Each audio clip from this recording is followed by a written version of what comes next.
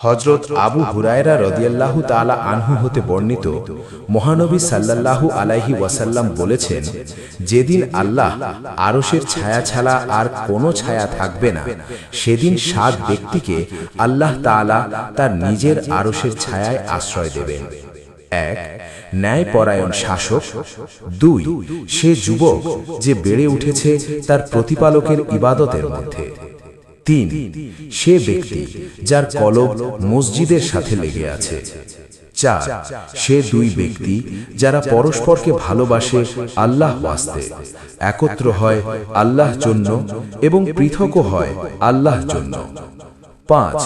সে ব্যক্তি যাকে কোনো উচ্চবংশীয় রূপসী নারী পাপ কাজে আহ্বান জানায়, কিন্তু সে এ বলে প্রত্যাখ্যান করে যে আমি আল্লাহকে ভয় করি। ৬. সে ব্যক্তি যে এমন গোপনে দান করে যে তার ডান হাত যা খরচ করে বাম হাত তা জানে না।